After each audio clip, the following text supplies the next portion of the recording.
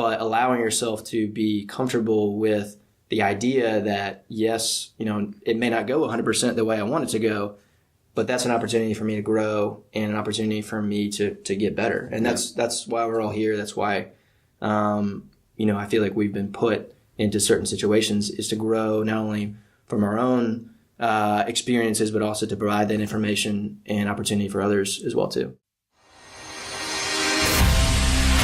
Have you ever heard the phrase becoming the best version of yourself? Yeah, me too. But what does that even mean, and how do we become that person?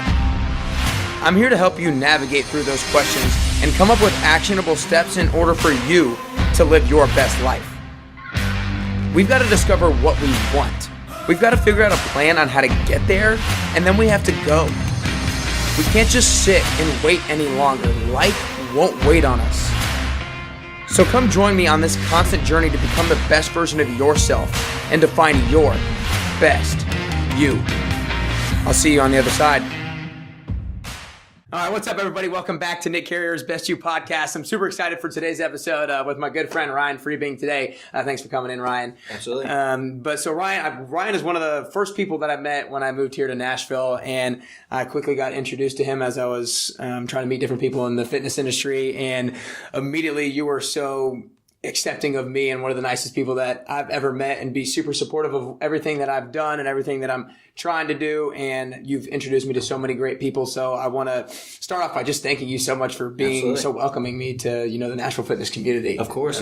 Yeah, no, I appreciate you inviting me on board. Yeah, dude. I've been kind of jealous that there have been so many people prior to me. So I'm excited that we're now getting into it, but love everything that you do, and very gracious that we're friends, and looking forward to everything that's happening with you in your life, and look forward to sharing a little bit of what I've got going on as well. Awesome, too. Dude. Yeah, right back at you. Well, so Ryan is the owner and founder of Nashville Fit magazine. Started back in 2015 when he was at another job. But basically how I want to start today is just the story of kind of how Nashville Fit magazine was born and where that idea came from. Yeah, absolutely. So I think before we get into that, we talked about this a little bit prior to the interview, but I think reason why I own a business today is a funny story about when I was 5, 6, maybe 7 years old. Our family was shopping a lot at Dollar General store, Dollar Tree, whichever one you want to call it. And I remember purchasing a bag of bubble gum. Yeah. And it resonated with me so much because each package of bubble gum had maybe like 30 pieces. It was like cardboard bubble gum, the baseball style old.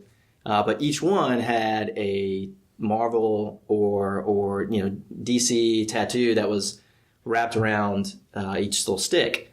And I remember taking each one of those tattoos and selling them for $1 a piece back at school. So it was hilarious because I had this little like briefcase set up. I would open it up. The kids would all be around me, and I would like pull out like a Wolverine tattoo or like a Spider-Man tattoo and be selling them for $1 a piece and making some pretty good profit.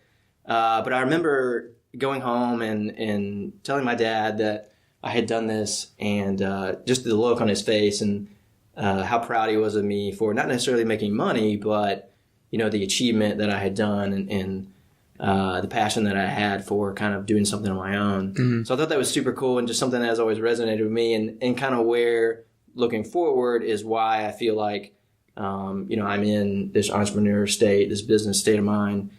The achievement that comes with, doing certain things within the community and helping others is where I am. But Nashville Fit magazine started back in 2015. So we started online. We were very small. We just kind of wanted to see whether or not we would fill a void in the community, whether or not we were, doing something that people would be interested in. Slowly started to grow an Instagram audience, email audience. At the time, we were producing monthly articles, local spotlights on people in the community, and we just slowly started to grow. And the community kind of started to take a hold of it and really gravitate towards this niche that we were providing to the community, which was essentially sharing people's stories, in the health and fitness community. And always had the goal to make it to print. Always knew that's what we wanted to do. In 2017, we started with 4 copies, so we were doing once a quarter, and then in 2018, which we just finished up with, and we did 6 issues, and we'll do another 6 issues in 2019.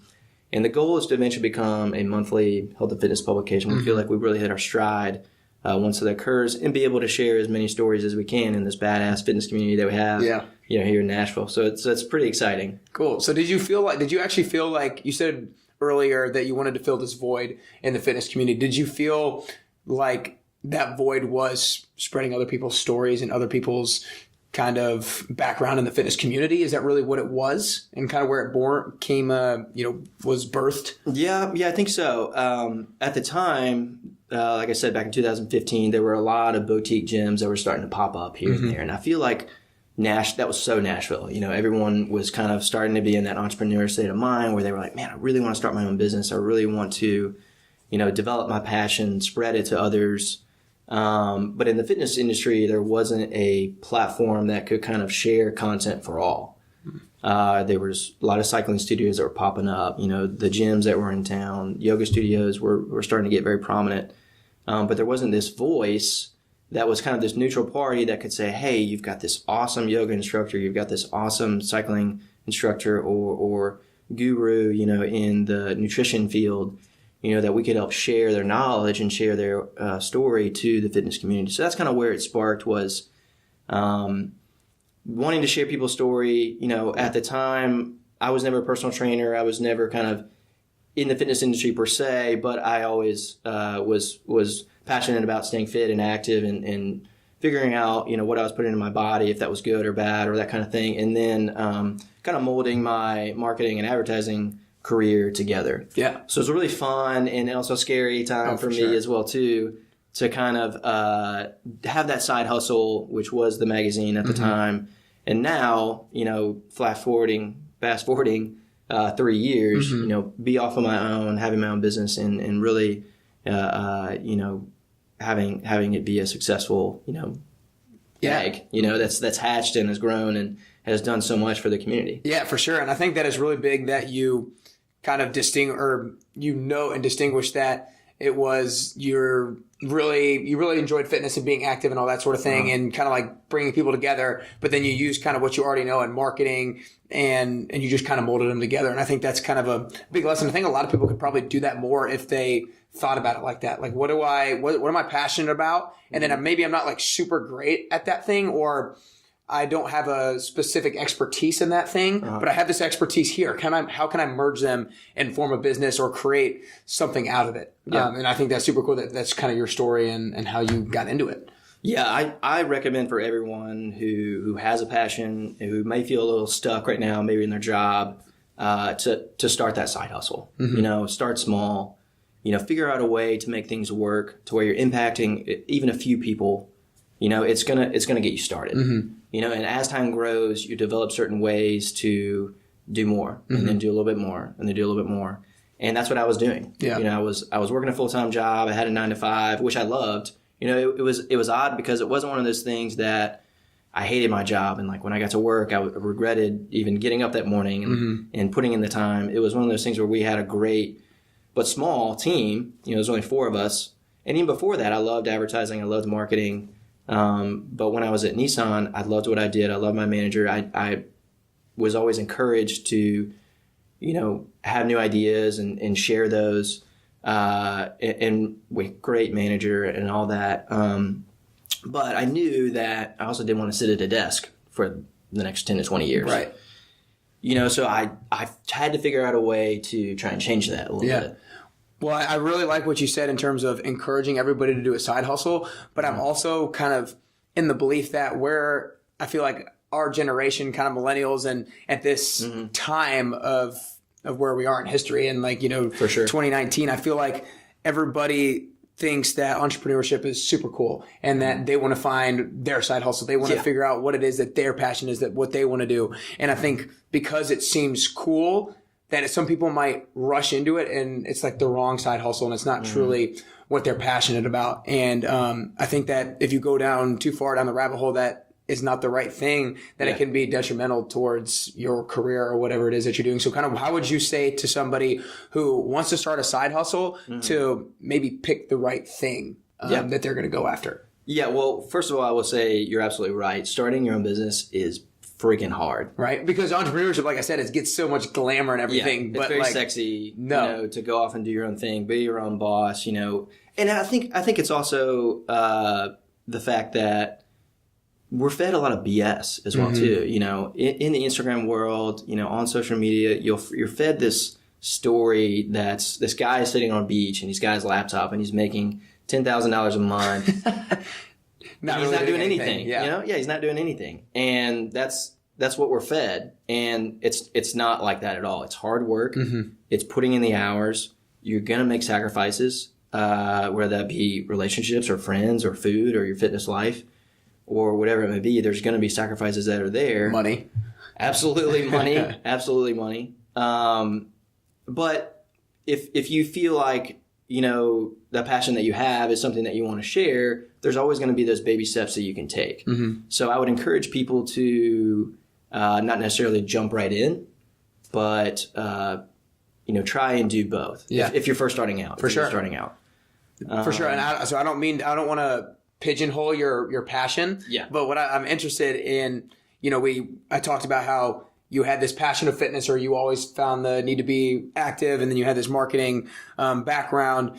What do you and you wanted to communicate everybody's different fitness stories, or kind of who they were as individuals. What do you think your passion was? Was it fitness, or was it kind of relationships in the community more than anything else, do you think? Yeah, I think it was community. I think fitness for me, like we kind of talked about, was just something that I had, and not necessarily something that I would wanted to lift this amount or wanted to throw this amount of weight around, that kind of thing. It was more so about meeting new people, sharing their story, and having something of my own that I could see grow.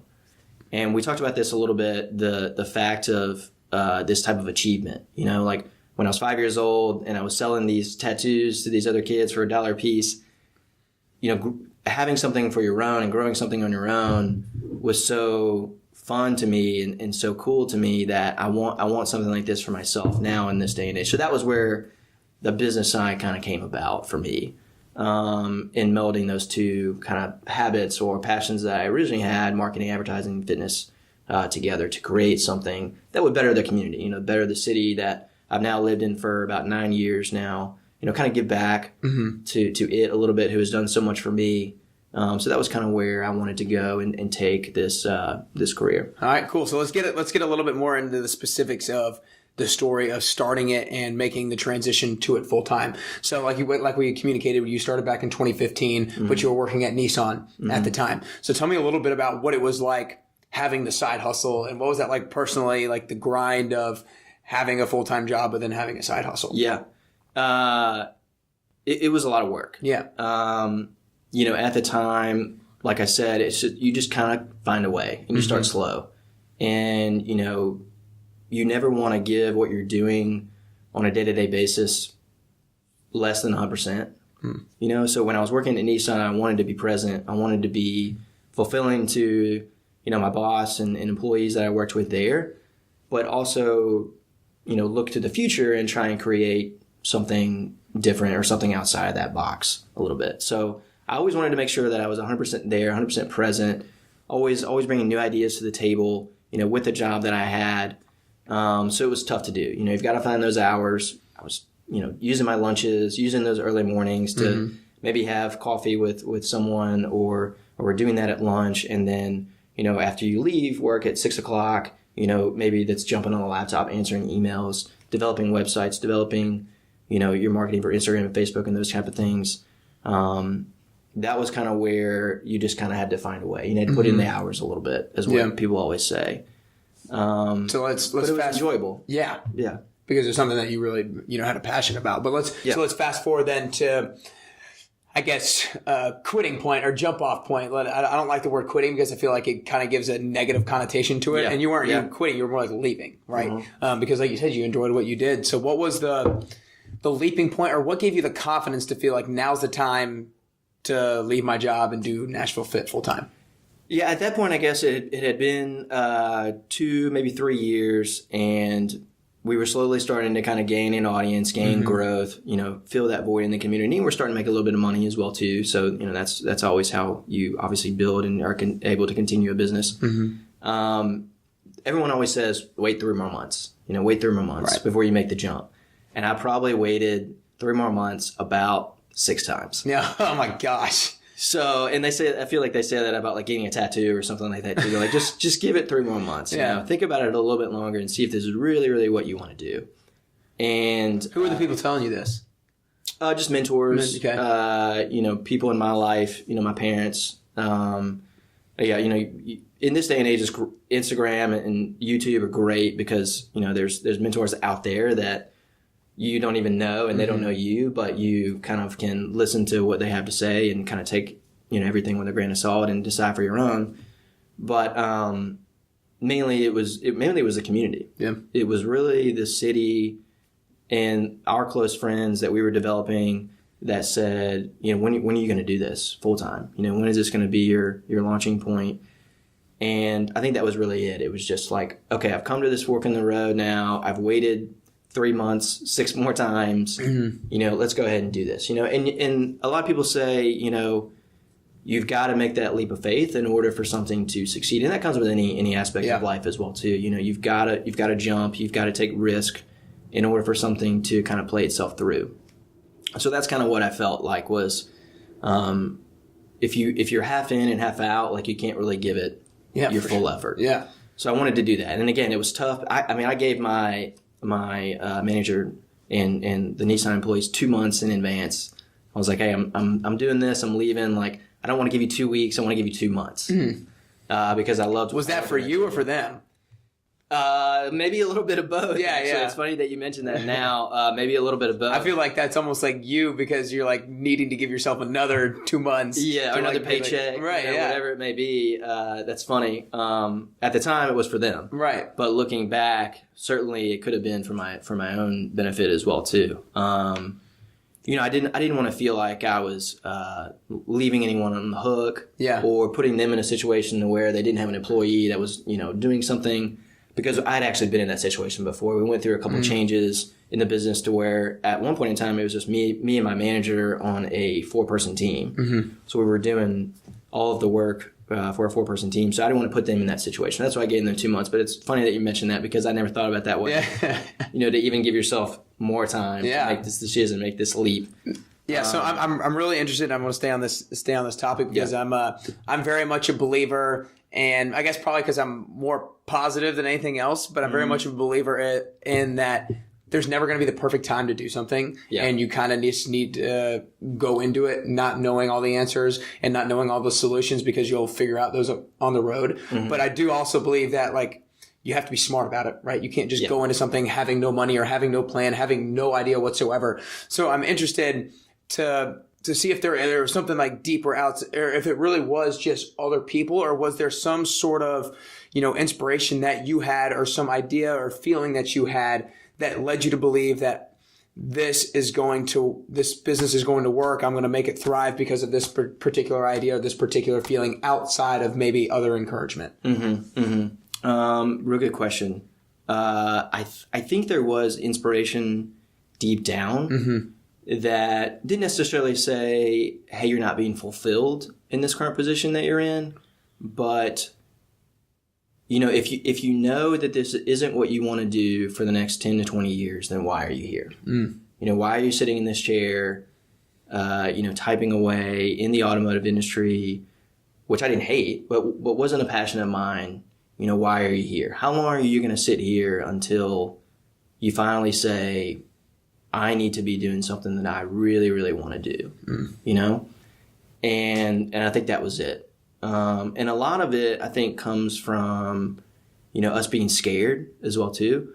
I think in this day and age, people are scared to fail because of the negative connotations that come with failing and what people will say or how you feel or how many people you're letting down, that kind of thing.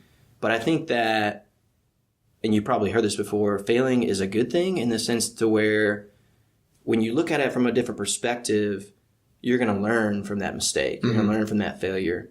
And it's kind of like you learning from the journey as well, too. So I wanted to put myself in a situation to where I had the opportunity to fail, but I also had the opportunity to succeed in a really big way as well too. Because I think, again, in this day and age, there's a lot of people that are doing something that may not want to do, but are scared that if they fail in that particular situation, like that's it. Yeah. You know, when really it's a launching point for something else, and then something else, and then something else. Mm-hmm. Yeah, there's two things that I'm really glad I asked that question, because there's two things that I thought of. Well, and you gave a great answer. There's two things that I thought of when you were talking about it. And one is that you were in the job that you liked, right? Mm-hmm. But you kind of realized that, like, is this what I want to be doing for 10 or 20 years? Is this actually my passion? But I think a lot of people probably listening to this are in a position where they like their job, but it's not necessarily like, you know, their calling. It's not like I'm not called to do this or do that. Right. But I don't think a lot of people would take the leap of faith or would start that side hustle towards whatever their passion is. So I think that can be like a sort of a kick in the butt. Like, look, you might like what you're doing now, but look, 10, 20 years down the road, like, you might not like it. You're going to wake up one morning and be like, what am I doing? Yeah, like, it's kind of like having that foresight, you know, to say, okay, who do I want to be, you know, in 5 to 10 years or 20 years, whatever it may be, you know? And that was one of the words that I had for 2018 was foresight, and to really think about the future of what I wanted to do. This year, it's a different word. But I think at that time it was, you know, looking towards the future and looking for that next step and really planning out your path, you know, in a certain way to where you were getting fulfillment out of it. Mm-hmm. What's the word this year, if you don't mind me asking? This year it's present. Okay. So, and actually it's kind of funny, holler at Chris Byford and Adam. I came up with it when we were doing that yoga session that you were at over at Small World Yoga. When you own a business and you have a career for yourself, there's a lot of things that you can get caught up in, and there's a lot of pressure that you can get put on yourself as well too. And being present in your relationships, being present in, you know, our relationship, this podcast, you know, being present in things that you achieve and how you grew from that journey was something that I wasn't doing, like, at all. Yeah. When Nashville Fit would achieve something like, you know, a badass event like the Expo or Nashville Fit Games, which you participated in last year, I was always thinking about the next step. I mean, literally within an hour or two of finishing the Music City Fit Expo, which we had 1,300 people there, you know, 75 vendors, people loved it. It was a big success for us. Hours after that event, I was already planning next year's event. Jeez. And that's so bad.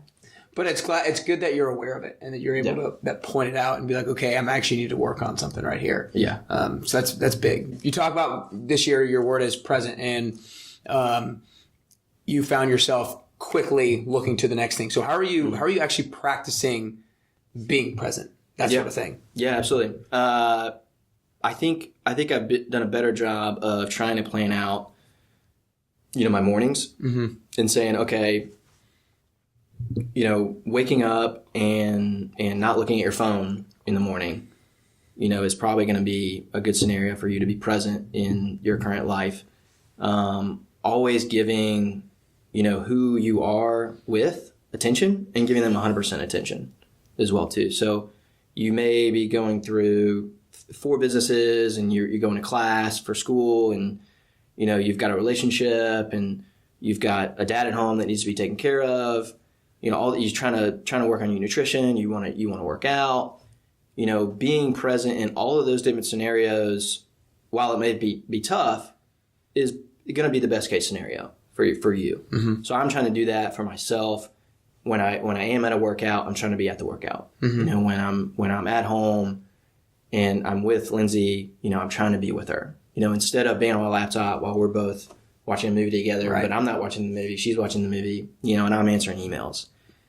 You know, I'm not good at it. Right. No, 100%. So let me say that as well too is we're never perfect at the things that we're working on. Absolutely. It was kind of like you know, we need to do more of practicing what we preach as well too. I've thought about that a lot. Is, you know, we say all these things and then we don't necessarily fulfill them. You know, and that's what I want to do this year, is to be present, like I mentioned, which is the word, but also like put my money where my mouth is, right, as well too. Well, and I think it's not necessarily that you say these things and I'm not this, but at least that you're constantly working on it. Like it's not necessarily that you're telling people X, Y, and Z, and then that you have to be X, Y, and Z, but that you also have to be on the path of doing X, Y, and Z. Right. You know what I mean? Because I think there is a difference there of you're not saying that I am this person or I am this kind of person, but I'm working to be the kind of person. Let's go on it together. Yeah, absolutely. And that sort of thing. Let's go on this path together. Yeah. And so something I'm bringing back up kind of what you talked about in terms of failure. Yeah. Because I never thought about it this way until you said it. And you said a lot of people now look at failure as like the worst thing that could happen, right? Yeah. And to me, I think that it is that way because it's really hard to hide our failures now because there's social media and because all those things were so revealed and so exposed to everybody so that if we fail, a lot of people know. And I think that's kind of a big detriment in our generation that people are so afraid to fail because we feel that everybody's going to know that we failed. Yeah. And that sort of thing. I never really thought about it like that before. But I feel like that is kind of that might be one of the biggest fears of everybody. Like everybody's going to see us. Yeah. I mean, and I think that comes down to a lot of different industries. It comes down to a lot of different situations as well too. Because again, I think there's this negative connotation with if I do fail at something, then it's the end all be all versus we've already made thousands of mistakes throughout our life and we're growing from those mistakes. Why not continue that with the important things in your life as well too? So I have been scared, in the past for things that could fail, mainly the business. If Nashville Fit magazine were to fail tomorrow, there may be a big hole in the fitness community. Right. Not to say that we're doing so much to where it's going to fall apart. Obviously, that's not it. But to have that humble. Well, and that just comes back to me is like, and I have this perspective. It's like, what's going to happen? Probably nothing. Really, probably nothing. At the end of the day, from a 30,000 foot view, life will certainly go on. Well, from a 30,000 foot view, a lot of things can mean nothing. But right. But for the longest time, starting a business is hard, and you've got all these responsibilities you have, and people that you could let down. But you can't be scared to go into a situation thinking like you're not going to do this because it could fall apart. It could fail because trials and tribulations are going to come along the way, anyways. And it's your attitude and it's the journey that occurs and how you grow that is the overall achievement.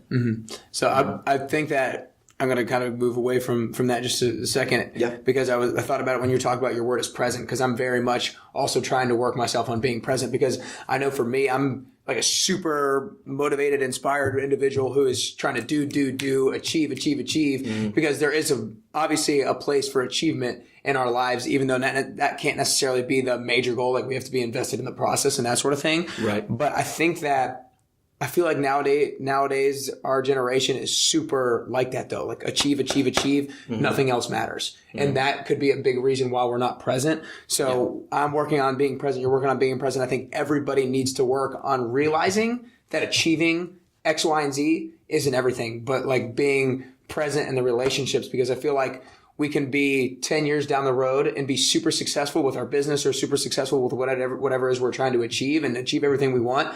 But if we haven't sustained any relationships along the way, then it's going to be completely empty and meaningless. Absolutely. So I think that it's awesome that you're realizing that you need to be working on being present. I think everybody needs to be kind of within that practice. Yeah. No, I 100% agree. You will be a shell of what you think you are if in 10 years, you have achieved what you sought out to achieve and you didn't bring anyone with you along the way, whether that be a girlfriend or a wife or kids or friends that you have.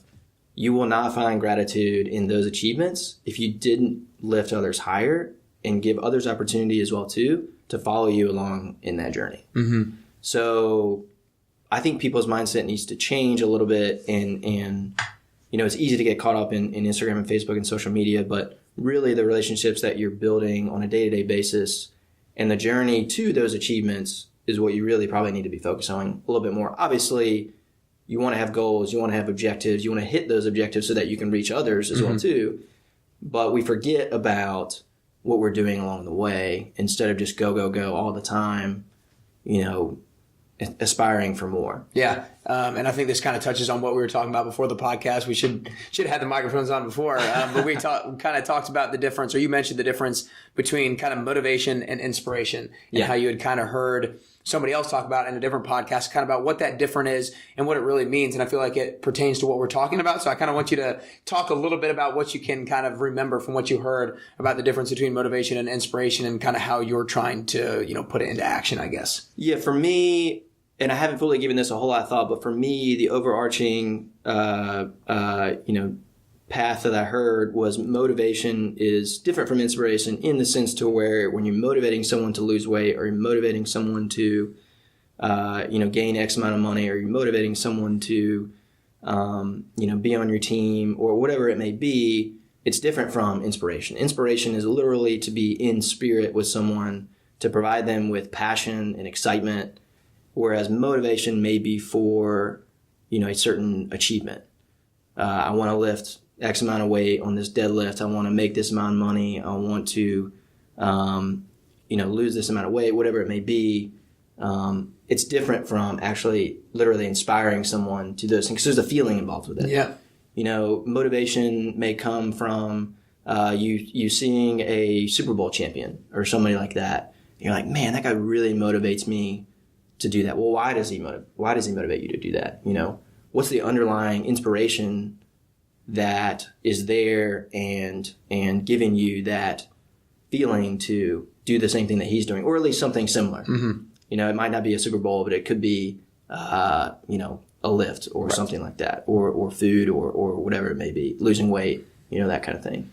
So I feel like that was very insightful. Is people use those words a lot, but do they really know kind of the underlying reasons for and what they mean? Yeah, as well, too? And I think it's huge to be able to understand what they mean in order to use them in the proper way. And I think that what we're trying to say is that achievement is not something that we're looking for, because we all want to money's not a bad thing. We want to make a lot of money. We want to achieve. Absolutely. We want to complete and accomplish X, Y, and Z. But it's like, when you're motivated, you have to attack it inspirationally almost. Like, you can't almost have motivation without inspiration to do it in a way that you're completely fulfilled. Yeah. So it's like, while you want to achieve X or make this amount of money, it's like, why do you want to achieve that, or how do you want to achieve that? Mm-hmm. And I think it's like very important for people to find that reason and that purpose and that inspiration within, and then find motivation to do it through that sort of thing. Yeah, and motivation, in layman's terms, maybe something a little more actionable as well too, but inspiration maybe is the feeling that you have, and it's kind of the why as well too. Simon Sinek's why, I'm sure you've heard and read that a few times. It's really the underlying factor for you doing this. Whereas motivation is an actionable type situation. Inspiration comes a little bit differently, and really, as the word promotes, to be in spirit with something, or to find spirit from something, is to really have a feeling for why you're doing something. So it was always interesting to me, the difference between the two, and that they're very, very closely related to one another, but they could mean something completely different. Yeah, for sure. And I think it definitely helps to distinguish the difference. But I want to go back into you a little bit more. So who do you think has been your biggest kind of inspiration, role model up to this point in your life? Yeah, I think my dad has probably always been a real big inspiration to me. I think that's probably a little cliche, and that I think answered a lot. But I think that just comes down to the growth that you had when you were young as well too, and who you really wanted to make proud. Was that mom or that dad or a sibling or somebody like that. So my dad has always been a real big inspiration for me. He worked hard. He just always had a job. He was in the finance industry, and really always was encouraging to his employees and encouraging the family. So I feel like there's a lot of motivation that stems from early on, him as a motivator to me, but I've got a lot of mentors that have popped up along the way as well too. Some young, some old, but really what I try and do is have the ability to kind of be a sponge and to say, I just want to learn as much as I possibly can. And when you step into a room, everyone is going to be able to provide you with some form of gratitude, some form of learning, education, so you never want to be the smartest guy in the room type scenario. And that's what I've always kind of believed in and tried to be a listener, more so than the talker, but always trying to be that sponge and to make sure that anyone can be a motivator. Yeah. Anyone can be a person that you look up to, younger or older, male or female, whatever it is. Try and be present, I guess, and continue to find motivation or inspiration in others. No, and I'm glad that you brought that up about being a sponge, because I do feel like you said you're trying to work on being present, but I do, anytime I'm ever with you, I do feel like you're very present in listening to whatever I have to say and not spacing out in other places. And I feel like that has probably benefited you so much in building your business and that sort of thing, because your business is all about creating relationships within the community and that sort of thing. So do you feel like, I think for me that comes across as maybe your biggest strength, but if you had to come up with your biggest strength in terms of kind of building your business and what quality about you has served you best, what do you think that would be for your biggest strength? That's a good question. You can toot your own horn. That's what it's for. Well, no, I know that I have a lot of things to work on. Yeah. So that's where I was about to go with that. Okay. I think that one of my biggest strengths might be, well, I don't know. I mean, it can be something you want to work on. You can go to that. Like I said, there's a lot of things I know that I need to work on. Well, let's do this. What do you think is your biggest weakness that you think that you need to work on that will help the business grow more and more? Yeah. Weaknesses are always good to talk about. We talked about earlier that as human beings, we tend to gravitate towards the negative side of things and wanting to do better in those aspects versus the compliments that you get and the positivity that you get. You always move a little bit, which is always kind of funny. It's something that we probably need to change as human beings. But trusting my team. So when you start a business on your own, you're kind of on an island by yourself.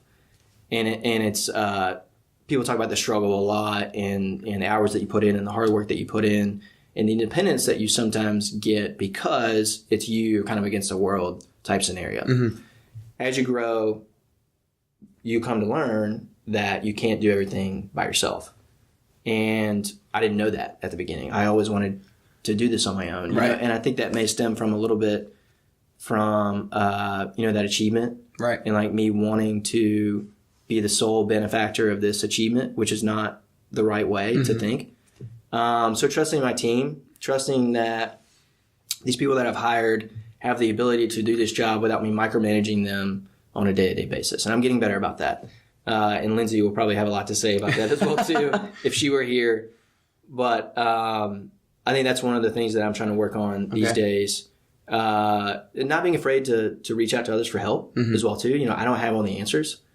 And there have been mentors that have been strategically placed, whether intentional or unintentionally, in my life that I could probably reach out to and ask these questions that people may be scared to ask because they don't know the answer.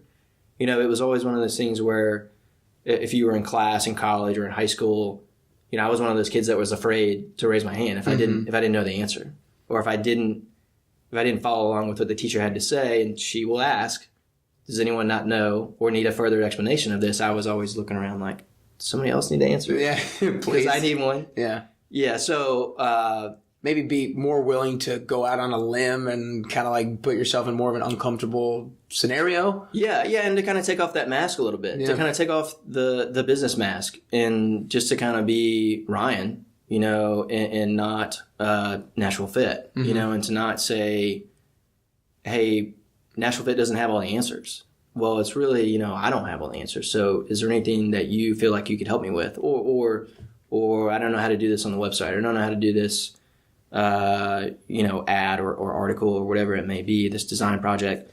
Don't be afraid to kind of reach out and have others kind of provide insight. I think as human beings, we are hopefully willing to help. Yeah. To kind of step aside from what you're doing and provide guidance and provide mentorship, whether it may be just for 5 minutes or for 5 years, and provide your expertise to someone else and to give back, So those are probably some of my weaknesses where I probably need to do a little bit more of trusting my team, not being afraid to reach out to someone, and then also kind of taking off that mask, like I mentioned as well, too, and kind of be yourself and be vulnerable, right? In certain situations. And I'm glad you bring up the mask, because I feel like me and you I know we both read The Mask of Masculinity by Lewis Howes, and both really loved the book, but I've heard it in a few different scenarios, and I thought it was like that phrase was only used by him, but I think it's more of a definitely more widely used thing than just him. But one of the prior people I had on, I think it was episode number 12, this guy named Michael Brody Waite, and he had an addiction issue, and one of his principles that he teaches and lives by now is be authentic or authenticity. And he talked about something in the podcast. He brought up the mask, and he brought up a very, very unique point that I had never heard of before in terms of having on the mask. He was talked about how we all think about, or we identify like the benefits of having the mask, that it deflects our weaknesses and it deflects that sort of thing. But we never think about the cost of having on what having on the mask actually does. And he talks about how when we have a mask and put on a mask for so long, we start to truly believe that mask is actually us. And then the weaknesses that we do have never present themselves, and then we're never able to work on those things. Yeah, exactly. So being able to actually identify the mask that you have on and actually define it as a weakness and actively work on that is super key to personal growth and to business growth, and depending on the individual and what they're doing. But I think that is something that a lot of people don't think about, and it's really important that you are aware of that and trying to actively take off the mask. Yeah, what are the repercussions from wearing a mask for 30 years? I know. They're probably pretty significant. And it's a good point. Most people don't think about the long-term, scenarios that can occur by you always going into a situation and wanting to present yourself in an unauthentic way. And I was listening to a podcast recently, and Steve Weatherford was on there. Big kicker. In the NFL. Oh, I'm all about Steve Weatherford. Okay. I don't think we've ever talked about him before, but he's like my number one guy. Nice. Well, he was kind of saying the same thing. He was like, whenever I would go into these interviews, whenever I would go into the locker room, whenever I would step on the field, I always felt like I had to present myself in an unauthentic way because of this perception that an NFL player might have or an athlete might have. And he said, I think he had been through, it was like 170 games, and he had thrown up before the game 170 times. I don't think I heard that. And it blew my mind. Yeah. Yeah. And the guy sitting across the seat said the exact same thing too. He was like, "You're lying." And he said, "No, I'm not. 170 games, 170 times I threw up." My gosh. And shared a puke bucket with another guy as well too. Yeah. And it was only as of like a couple weeks prior to this podcast going on, this episode, that he was like, I wake up in the morning now and love myself and am an authentic person. When I look in the mirror and I'm brushing my teeth, you have to have self-fulfillment and self-gratitude before you can have gratitude for others and gratitude for the things that you're going to be doing in your day-to-day life as well too. And I thought that was so inspiring, that someone that you and I have looked up to for a very, very long time, he didn't even look up to himself, which is crazy. Yeah. Well, and I think one of the biggest lessons about that too is you never know what being authentic can do for somebody else. Because when he is able to be vulnerable enough to share that story with everybody, it's inspiring to us because he's just truly being authentically who he is. And I think that's something that we rob others from by keeping on a mask. Right, absolutely. So we talked about how you're working on being present, and I feel like that's a very personal goal. So do you have any other things that you're currently really trying to work on kind of on an everyday basis and trying to make habits towards, or anything like that? Yeah. On the business side of things, I'm trying to be a better leader, a better boss, and a better businessman as well too. So I've been trying to think about, being an infinite, entrepreneur, or an infinite leader versus like a finite leader. And I feel like the differences in the two are mainly in the names. If you're thinking about things in a finite like scenario, you've got set rules, you've got a set amount of goals. So take baseball for example. It has a certain amount of rules. There's a way to win. There's a scoring process. Those rules can't really be broken or jumped through. And that's just the way it works. If you look at a certain business-like situation from an infinite perspective, there's always going to be another way to achieve something or another way to kind of take that different approach and that kind of thing. So I've been trying to develop ways to think outside the box. Yeah. And not be enclosed in what we're trying to do and develop the brand, maybe not necessarily just from a magazine perspective, but from a community outreach, events, mindfulness, things like that versus just a physical publication itself. So it sounds like to me, you're trying to, your main thing is you're a magazine, right? Mm-hmm. But you're trying to kind of breed creativity outside of the magazine and not just stick within the rules defined of what a magazine does. Absolutely. Right. So you're trying to think of kind of like other ventures, other business ideas that you could use the brand for. Yeah. So print, obviously, it's a pick up, touch and feel type scenario versus in a finite world, we live on Instagram, we live on Facebook, we want to do more video this year and kind of share people's story and kind of give a little bit of the behind the scenes type scenario with what is going on, not only with Nashville Fit, but also in the day in the life of whoever this person is that we're sharing their story as well too. So we also want to do more events to where it may not necessarily just be revolved around fitness. Maybe it's more revolved around mindfulness or entrepreneurship. Bring in some guest speakers and things like that and not necessarily have this go type mentality, but kind of slow it down and say, okay, what really is the brand? What is our why? What do we speak for? So I've been thinking a lot about that in the sense to where I kind of want to be more infinite and not necessarily finite, and only playing by the rules necessarily, to where I want to think about how do we quote unquote break the rules and develop our own rules, right? And strive for something a little bit more. No, I think that's great. And I think that's great that you're thinking in terms of those things at this point early on. So I always ask the same last two questions to everybody that comes in. And so the first one is, how old are you right now? 32. 32? Okay, very good. I always throw out the age question. Some people are like, what? Yeah. So in 10 years, you're going to be 42. And, you've had the magazine right now, but I'm sure you have more goals and things you want to create, things you want to accomplish and things of that nature. So what does 42-year-old Ryan Freebing look like? What are you doing? What are you currently doing? And kind of what have you accomplished? That sort of thing. Yeah. That's good that you brought that up because in the word for 2019, you want to be present.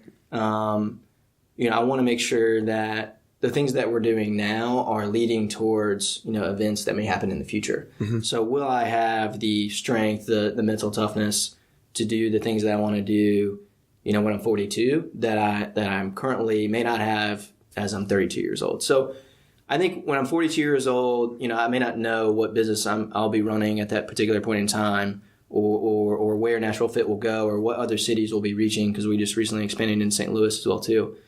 But I want to make sure that me as a person and the knowledge that I have has grown and can also be shared with others as well too.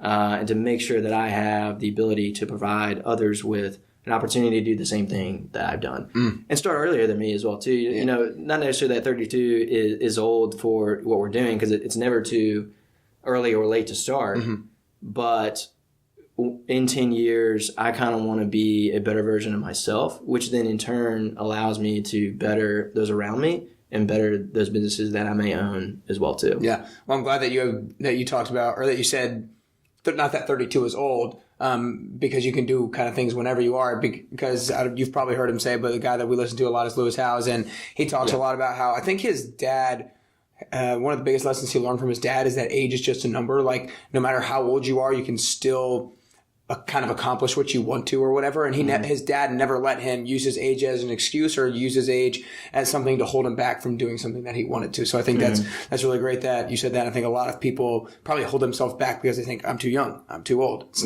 not that sort of thing. Absolutely. And I think that also, in 10 years, I may have failed in a number of businesses as well too.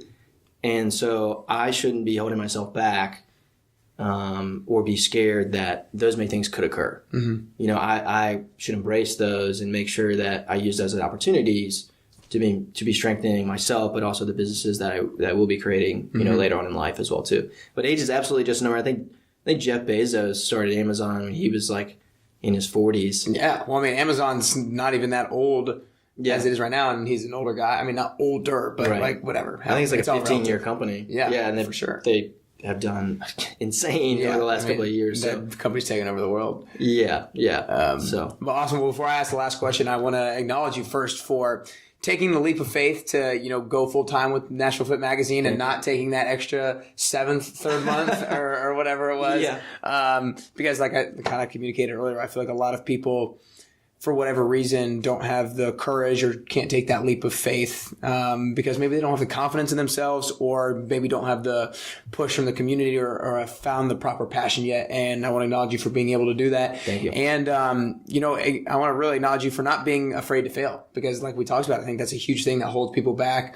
And I think that maybe one reason is because of the transparency of it. Mm-hmm. But you've communicated now a few times how you are open to failure, or not open to it, but you realize that it might be an option and you still move forward with that being the case. Yeah, well, I think the whole way to kind of perceive failure is to kind of flip it on its side, right, or flip it on its back, wherever the reference may be. But you want to change your perspective on it in the sense to where you aren't necessarily going into a situation because you want to fail and you want to learn from that scenario, but going into a situation not being afraid to fail. So it's not like you should go into a test or a quiz or something like that, not studying at all, and be like, you know what, I may fail this, but I'm cool with it. Yeah. Giving something 100%, but allowing yourself to be comfortable with the idea that, yes, it may not go 100% the way I want it to go, but that's an opportunity for me to grow and an opportunity for me to get better. And that's why we're all here. That's why,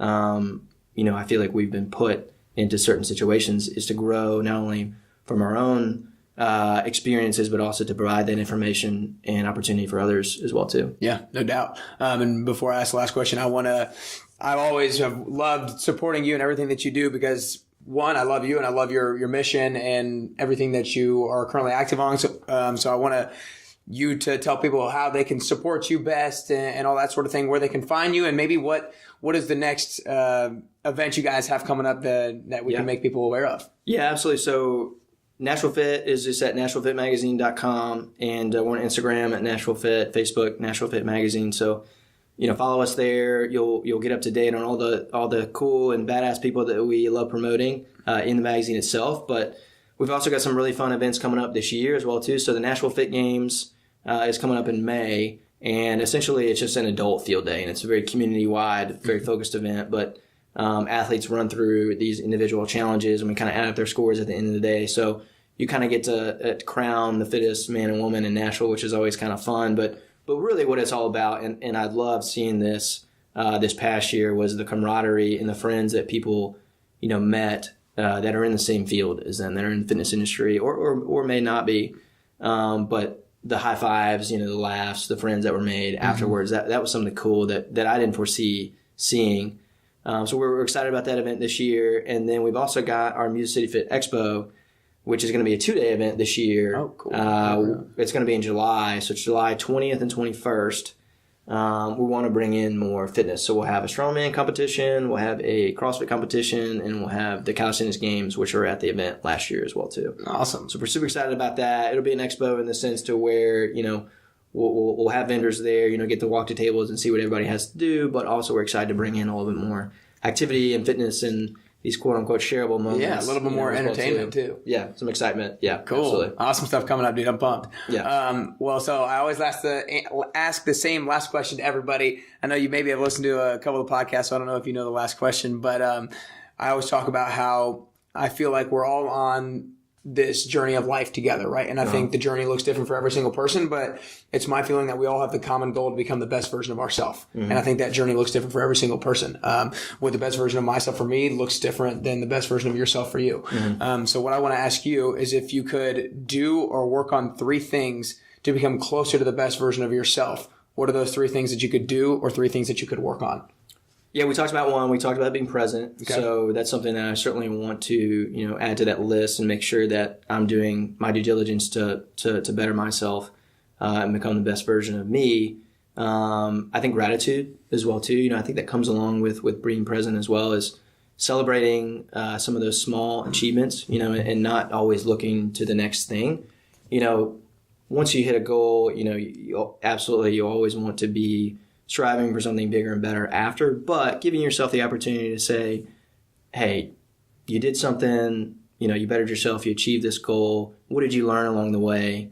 So gratitude, I think, is something that I want to do more and add to the list. And then I think one of the things that I need to do better about is taking care of myself. As an entrepreneur and a small business owner, I think certain things kind of fluctuate on the totem pole. Priority list? Yeah, the priority list, absolutely. In fitness and nutrition and sleep, are things that I need to take better care for myself. So those have gone on the list in the morning that I usually write down is the goals is like, okay, you're getting X amount of sleep, you're eating this amount of meals, you're getting in that sweat, those types of things. But also, I'm going to add a fourth one to the list. And I think it's providing an outlet for others to succeed as well too. And that may be not through the current business that I own right now. And it may not be through Nashville Fit, but it may be through something else. If people have questions, comments, concerns, feedback, I want to hear about it. And we always want to be bettering ourselves on an individual basis, but also as a business as well too. So I think being able to take that feedback is something that, and be an outlet as well too, to give feedback to is something that I want to do better about. Awesome, dude. Well, I appreciate you coming in. That's all we got, dude. Awesome as always. I'm glad we were matching today. I know, right?